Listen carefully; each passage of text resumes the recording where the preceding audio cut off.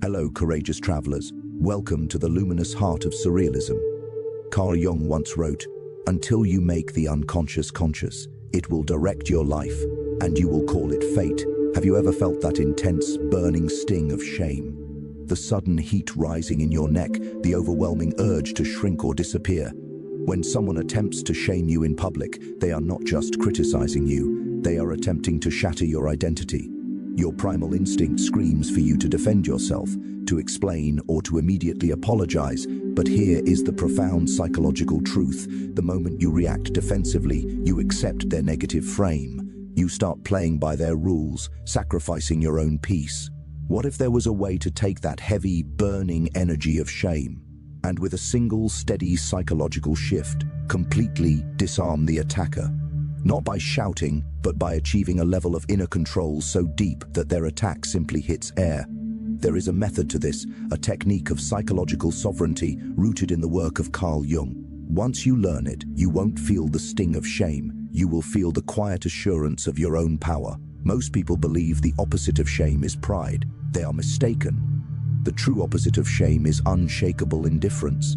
But reaching this genuine indifference, the kind that freezes a toxic situation, requires you to liberate yourself from the unconscious need for external validation. In the next moments, we will perform a deep dive into your social instincts. I will show you how to neutralize an attacker, not with insults, but with presence and psychological clarity. We will explore the void of silence, the psychological mirror, and the internal fortress. By the end of this journey, you will view disrespect not as a wound, but as a critical opportunity to display deep inner mastery. This knowledge is for those ready to stop being a puppet and start controlling their own strings. Phase 1, the anatomy of the attack. Before you can neutralize shame, you must understand your biological and social reaction to it. When an insult lands, did you really just say that? Or everyone here knows you're lying? Your primal brain hijacks your awareness. Your amygdala perceives an ancient threat, preparing you for immediate fight or flight. This is the moment you lose control, because in modern social dynamics, the person who is visibly reacting is the person sacrificing their status. The shamer knows this. They are counting on your biology to make you angry, stutter, or look away. The Jungian strategist learns to override this instinct. The first step to neutralizing a shamer is to realize that their attack has nothing to do with your true worth. Shame is always a projection. According to Jungian principles, people only attack when they feel threatened by your presence or their own insecurity. A genuinely integrated, powerful person does not need to make others feel small. Only a desperate, empty person does. When they attack you, they are effectively confessing their own weakness. They are revealing that they view you as a threat that needs to be neutralized for their ego's survival. They are afraid of you, or they are jealous of you, or they are using your pain as fuel to feel alive. Once you see their attack not as a valid judgment of your character, but as a symptom of their own unintegrated shadow, the heat on your neck instantly begins to vanish. You stop being the victim. You become the observer, and the observer is the calmest and most powerful person in the room, the void of silence. The average person cannot tolerate silence. When an insult lands, a vacuum is instantly created in the conversation. We are socially programmed to fill that vacuum. We laugh nervously, we immediately retort, or we rush to justify ourselves because the gap feels emotionally dangerous. But for the Jungian strategist, this gap is not a danger. It is a powerful weapon. The single most devastating thing you can do when someone tries to humiliate you is to do absolutely nothing. Not the nothing of a coward who is afraid to speak, but the nothing of an inner master who is deciding if the attack is even worth acknowledging. Here is the exact psychological technique. They deliver the insult. You do not blink. You do not look away. You do not smile. You do not frown. You become completely still. You look them directly in the eyes, not with aggression, which signals that they hurt you, but with a flat, bored, almost clinically detached stare. You count slowly to 3 in your head. 1, 2, 3. In those 3 seconds, the power dynamic of the room shifts fundamentally. The audience, the people watching, are waiting for your reaction. When it doesn't come, their attention snaps back to the attacker. The attacker expected immediate resistance. When they hit nothing but air, they stumble, they panic internally. They begin to wonder, did I hear me? Does he not care? Is he completely detached? Silence stretches. It becomes heavy. It becomes deeply awkward. But it is their awkwardness, not yours. I've refused to pick up the burden they threw at you, so it falls squarely at their feet. By doing nothing, you force them to sit in the ugliness of what they just did. You turn the volume up on their disrespect until it becomes deafening to everyone else. This is called the void of silence. You become a psychological black hole. You absorb their negative energy and reflect absolutely nothing back. And in that sustained silence, their power instantly evaporates. They might try to fill the void. They might nervously say, "I'm just joking." Or, "What, cat got your tongue?" This is the death rattle of their dominance attempt. They are panicking. They are desperately trying to fix the frame because you broke it with silence. Do not help them. Let them scramble to repair the damage they inflicted upon themselves. Psychological judo. Once you have held the silence long enough to make them profoundly uncomfortable, you speak, but you do not defend. Defense is a silent admission of guilt. If I accuse you of being a thief and you scream, "I am not a thief," you have just associated yourself with the crime in the minds of the audience. You are debating your innocence. Kings do not debate their innocence with peasants. Instead, you use psychological judo. You take the energy they threw at you and you pull it further until they lose balance and fall over. You treat their insult not as a factual statement about you, but as a behavioral symptom of them. You treat them like a patient in a mental asylum who just had an unfortunate outburst. You don't get angry at the patient, you get mildly curious. They say, "Wow, you really messed that up, didn't you?" The instinctive, losing response, "No, I didn't. I was just trying to..." The Jungian strategist's response, you pause. You tilt your head slightly. You look at them with mild, detached curiosity, and you calmly say, "Are you okay?" Or, "You seem really upset about this." Or, even colder, "That was a weird thing to say out loud." Notice the shift that just occurred. We are no longer talking about my mistake. We are talking about your sudden, emotional reaction. We have strategically framed ourselves as the calm, rational adult, and we have framed them as the emotional, unstable child. This is frame inversion. You flip the microscope. Suddenly, they are the one under the light. They have to explain themselves. "No, I'm not upset, I'm just saying." Now they are defending. And remember the unbreakable rule, the one who is defending is losing.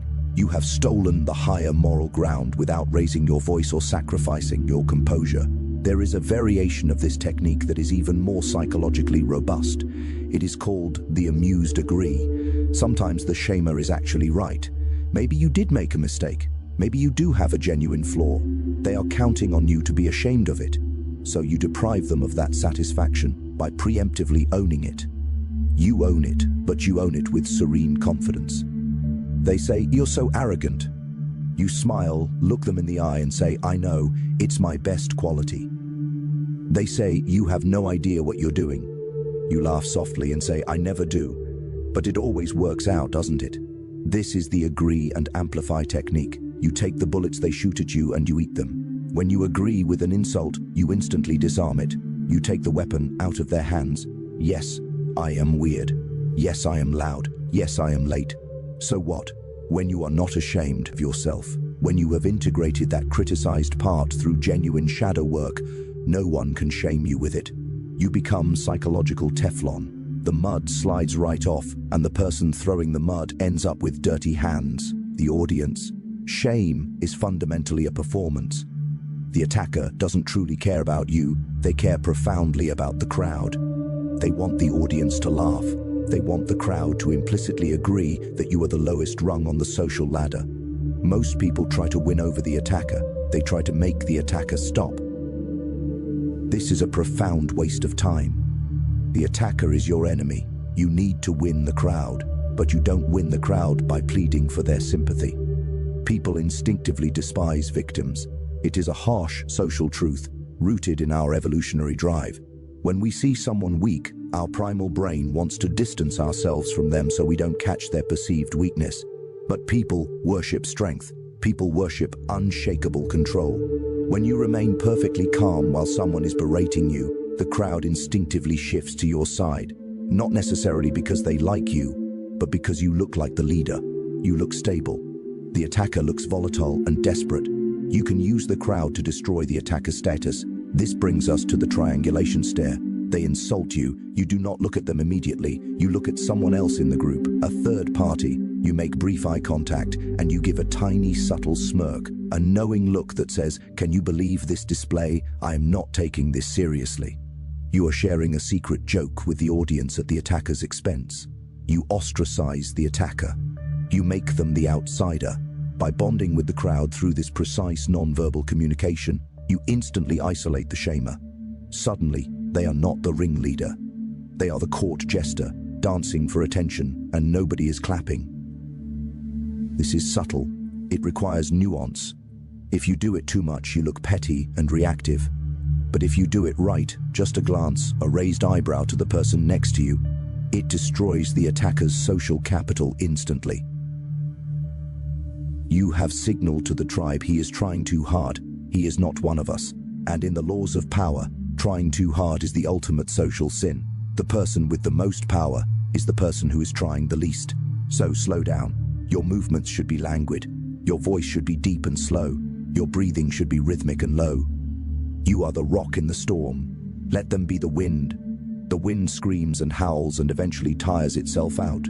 The rock remains unmoved. The dead star technique, the nuclear option. Sometimes silence isn't enough. Sometimes the attacker is an energy vampire. There are specific types of individuals who thrive purely on negative attention. If you fight them, they win. If you deploy psychological judo, they simply enjoy the game. They seek the emotional high of your reaction, any reaction.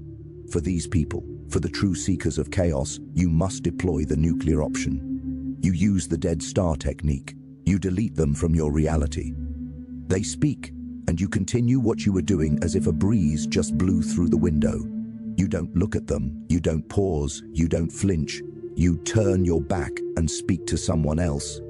If they are standing right in front of you, you look through them at something behind their head. This is not the silent treatment. The silent treatment is an emotional reaction. It communicates, "I am hurt, so I am not talking to you." This is active non-existence. It communicates, "You are so far beneath my notice that my brain does not even register you as a biological entity." This triggers a deep primal panic in the attacker. Being actively ignored is biologically more painful than being attacked. Attack at least acknowledges existence. Indifference denies it. They will escalate. They will get louder. They will say more hurtful things. Let them. The louder they get while you remain oblivious, the crazier they look to the entire room. They will burn themselves alive in the fire of their own desperation. And you are just sipping your coffee, discussing the weather completely unbothered. This is the ultimate dominance. It is the dominance of the mountain over the ant. The ant can bite the mountain all day. The mountain does not care. But to execute this, you must truly believe in your own internal value. You must believe that their opinion is as irrelevant as the buzzing of a fly. This brings us directly to the philosophical core of this entire strategy. Phase 6, the internal fortress. All these techniques are utterly useless if your soul is fragile. You can memorize the stares, the pauses, the witty comebacks, but if you are trembling inside, they will smell it. Micro-expressions never lie. To truly neutralize anyone who shames you, you must first destroy the part of you that feels shame. You must build an internal fortress.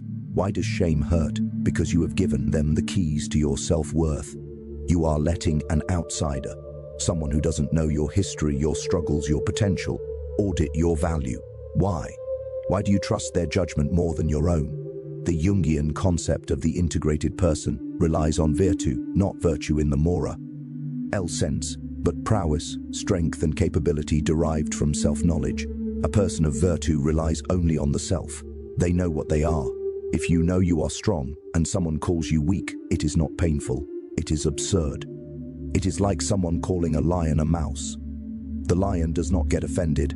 The lion knows it is a lion. You need to reach a point of self-knowledge that is so concrete, so solidified, that external inputs simply bounce off. This requires deep shadow work. You must face the things you are ashamed of. Are you ashamed of your past, your body, your bank account, your loneliness? Bring it into the light, look at it, accept it.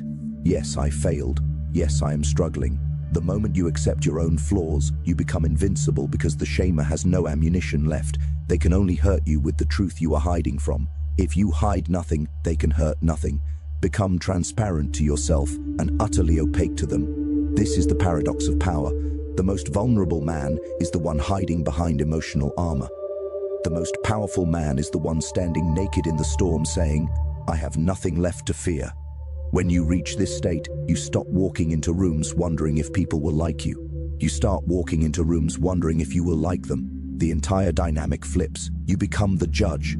The philosophical implication here is that your external power is a direct, precise measure of your internal integration. The techniques discussed, the pause, the stare, the judo, are merely the conscious application of integrated shadow energy. They are the external signs of a fortified self. The shamer is attempting to invoke your inferior function or an unresolved complex. When you have consciously mapped and integrated these areas, the attack loses its anchor. Your indifference is not faked, it is the natural psychologue. Arsenal. Strike 1, the who.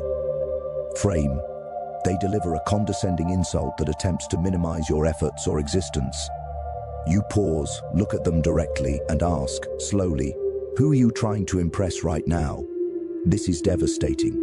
It immediately exposes their performance to the audience. It breaks the fourth wall of the social interaction. It tells the room, he is performing, I am watching. It shifts the entire focus from your action to their desperate need for external validation. Strike 2, the repeat command. They say something genuinely nasty or cutting. You put your hand slightly to your ear and say calmly, I'm sorry. Say that again. I didn't catch that. Make them repeat the insult. Insults are like poorly constructed jokes. They only work the first time due to shock and surprise. When you force someone to repeat an insult, it loses its rhythm, its spontaneity, and its emotional charge. It sounds rehearsed and utterly petty. Usually, they won't say it again. They will crumble, mumbling, never mind. You have forced them to retreat on their own terms. You have forced them to own their ugliness. Then take it back. Strike 3, the validation trap, pity. They attack you with a clear projection of their own fear or anger. You smile compassionately and say, in a low, even tone, I know things are hard for you right now. You don't have to take it out on me. You act like a therapist. You frame their entire attack as a mere cry for help, as a symptom of their inner distress. You pity them, and there is nothing, absolutely nothing, more humiliating to a dominant ego than being pitied. They want to be feared. When you pity them, you place yourself instantly above them. You are the integrated adult comforting the tantrum-throwing child. It drives them insane, but they can't fight it because you are being kind. If they get angrier, they only prove your point that they are unstable. You have trapped them in a double bind. Head, you win. Tails, they lose. Phase 8, the aftermath. How you end the interaction is just as critical as how you handle the attack. Do not linger.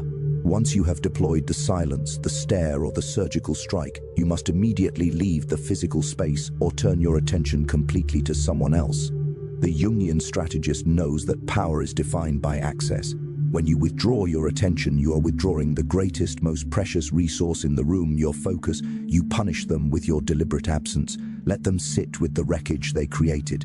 Do not check to see if they are looking at you.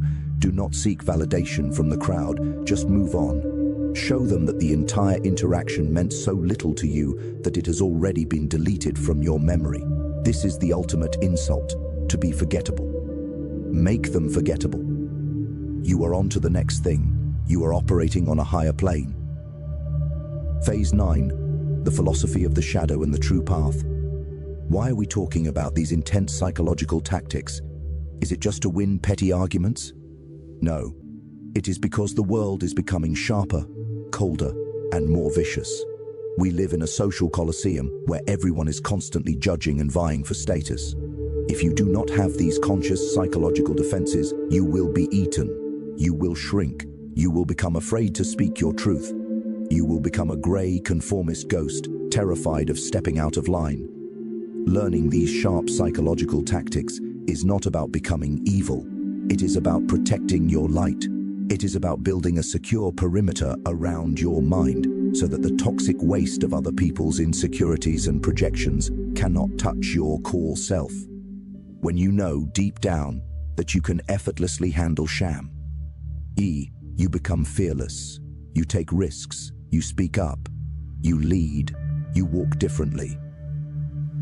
You stop asking for permission to exist. Shame is a cage. These techniques, born from the acceptance of the shadow, are the key. But remember the ultimate Jungian responsibility: with great power comes the temptation to abuse it. Do not become the shamer. Do not use these tools to destroy the weak or the confused. That is the mark of a coward with an unintegrated shadow. Use them to destroy the destroyers. Use them to protect the innocent. Use them to hold your ground when the world tries to diminish you. Be the psychological monster that keeps the other monsters at bay. That is the path of the true outlier. You now possess the complete toolkit: the silence, the stare, the judo, the void. You have the blueprint to dismantle anyone who tries to lower your status. But knowing the path is not walking the path. The next time you feel that heat rising in your neck, the next time someone tries to make you small, don't panic. Smile, because you have been waiting for this opportunity. You are no longer the prey. You are the trap. Let them step in and watch what happens when they realize they are locked in with you. The autonomous, integrated self, not the other way around. Most people will watch this video and nod, and then go back to being a victim tomorrow. They are addicted to the comfort of their own weakness. But you are still here. You are listening intently to the silence between these words. That tells me you are ready for something deeper. This was the defense. But what about the offense? What about the art of influence and authentic leadership?